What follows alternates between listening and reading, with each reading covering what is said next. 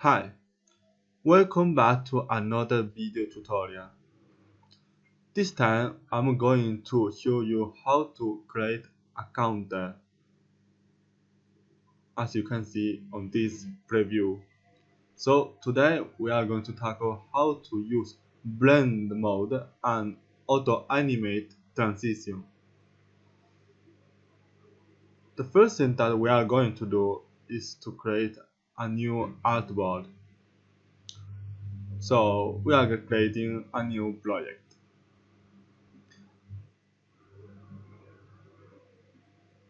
Then we create the text and the word counter as the example that show up, or we can just take this from the example so we can do it quickly to what we are going to learn today. Okay, so we center this on this frame. It looks good, and now go to blend mode and change it to exclusion. This is important because this is what allows us to create the small changement that we see before that fade from white to black. And also, as you can see, if you change to other color, it adjusts in the way that creates contrast. So if you show blue on the background, the text become red, or you could choose green for the background and the text become violet. So you can play with those colors to reach the color that you want to use on your project. We are going to choose the orange for this example, for this second example.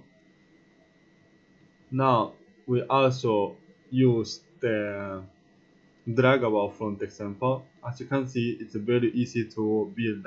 Just use a line and an ellipse. Then that we have the first frame, we duplicate it, and in the second one we are going to change the color of the background with this tool. The shortcut is the keyboard value I, and also drag the ellipse to the end of the line. Now we are going to prototype and drag the ellipse to the second frame, and using trigger drag,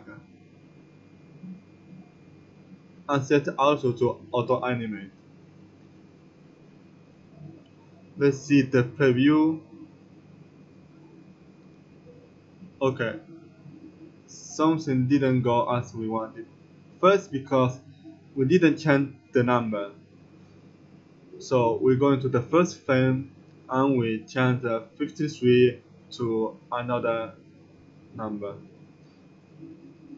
This counter effect is easily made with text, two text, and then group together. So the first one we are going to up. So the 5 we are going to change to 3, and the second number from 3 to 9.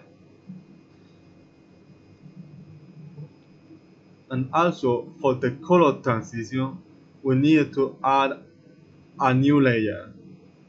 So we cover entirely the frame with this rectangle, and we drag this to the background and change its color to what we want.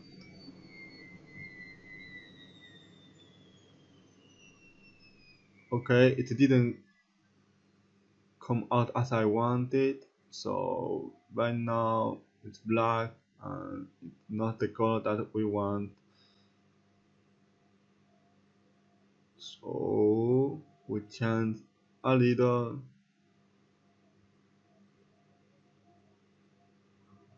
maybe use the eyedropper and take it from the first artboard.